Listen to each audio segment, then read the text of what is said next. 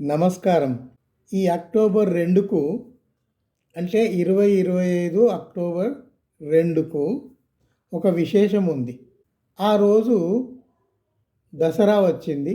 అదే రోజు గాంధీ జయంతి మీ అందరికీ తెలిసిందే. ఈ 2 కలిసి వచ్చినందువల్ల శ్రీరాముడికి, గాంధీజీకి పోటీ పెట్టినట్లయింది. శ్రీరాముడికి, గాంధీకి పోటీ ఏమిటి అంటే శ్రీరాముడు ఒక పురాణ పురుషుడు మనకు తెలుసు, కల్పిత పాత్ర. గాంధీజీ మన చరిత్రలో ఉన్నవాడు, మన జాతిపిత, ఆంగ్లేయులతో పోరాడిన సేనాని. ఆయనకు ఈయనకు పోటీ ఏమిటి?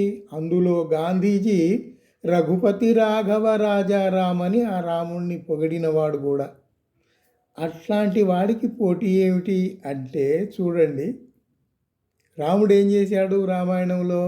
రావణుణ్ణి చంపాడు. మరి గాంధీజీని చంపింది ఎవరు? ఆయన కూడా ఒక రాముడే, నాథూరాముడు. అక్కడ రామాయణంలో రాముడు రావణుణ్ణి చంపితే ఇక్కడ ఈ నాథూరాముడు గాంధీజీని చంపాడు. ఈ నాథూరాముడు ఏంటి అంటే, నాథు అంటే మరాఠీలో ముక్కుపోగు. ఈ ముక్కుపోగు ఉన్న రాముడు ఏమిటి అంటే, కొంచెం నాథూరాం బాల్యంలోకి పోతే వాళ్ళ తల్లిదండ్రులకు వరుసగా పుట్టిన మగపిల్లలందరూ చచ్చిపోతుంటే ఇతను పుట్టినప్పుడు ఇతను కూడా చచ్చిపోతాడేమో అని ఇతనికి ముక్కులు చెవులు కుట్టించి ఆడపిల్లల డ్రెస్సులేసి ఆడపిల్లలాగా పెంచారు కొంతకాలం.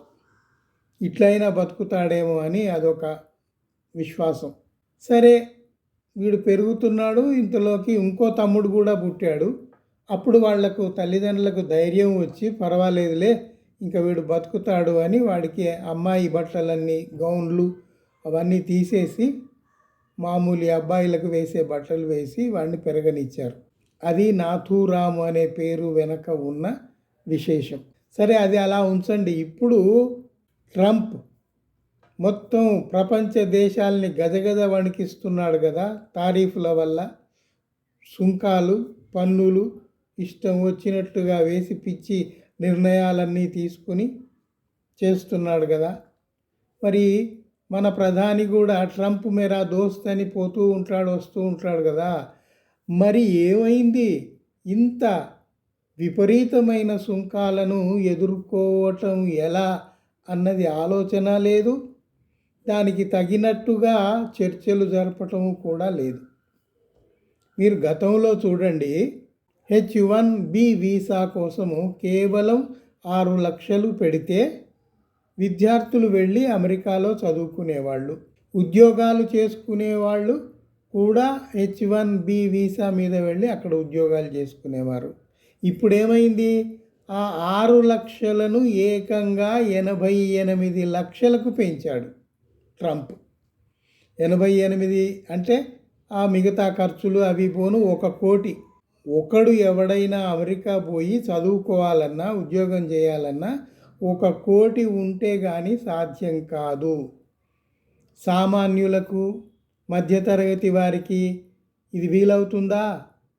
ఒకవేళ కొన్ని కంపెనీలు, ఐటీ కంపెనీలు లాంటివి కంపెనీలే పూనుకొని ఆ రుసుము చెల్లించి పిలిపించుకుందామన్నా కూడా ఒక్కొక్కరికి 1 కోటి రూపాయలంటే అంత పెద్ద మొత్తం ఇచ్చి ఎట్లా పిలుచుకోగలుగుతారు? ఆలోచించండి. అయితే దీనిని, ఈ తప్పెవరిది? నెహ్రూజీది అని ఇప్పుడు ఉన్న మన పాలకులు బల్లలు పగలగొట్టి చెప్తున్నారు. అదేమిటి?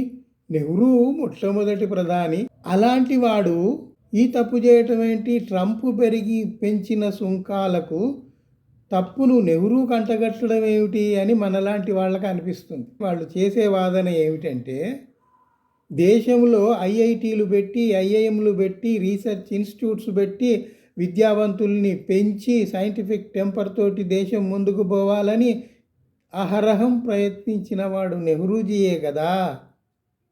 మరి ఇప్పుడు అమెరికాకి వెళ్ళాలనుకున్న వాళ్ళందరూ ఎవరు?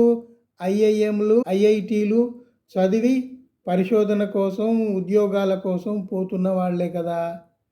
ఆనాడు గనక నెహ్రూజీ ఐఐటి, ఐఐఎం మొదలైనవి ఉన్నత విద్యను ప్రోత్సహించకపోతే చక్కగా ఈ దేశపు యువతీ యువకులందరూ ఈ దేశంలోనే ఉండేవాళ్ళు.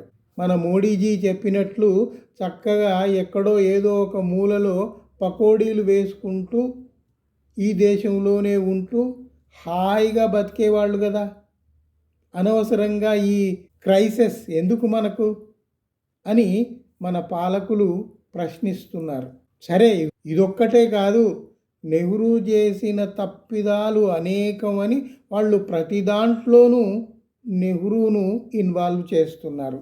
మనం ఆలోచించుకోవాలి. బాధ్యత గల పౌరులుగా మనం ఆలోచించి నిర్ణయాలు తీసుకోవాల్సిన అవసరం ఉంది. నాకు తోచిన 1-2 విషయాలు మీతో పంచుకుంటున్నాను. మీరు కూడా ఆలోచించి చూడండి. ప్రస్తుతానికి సెలవు.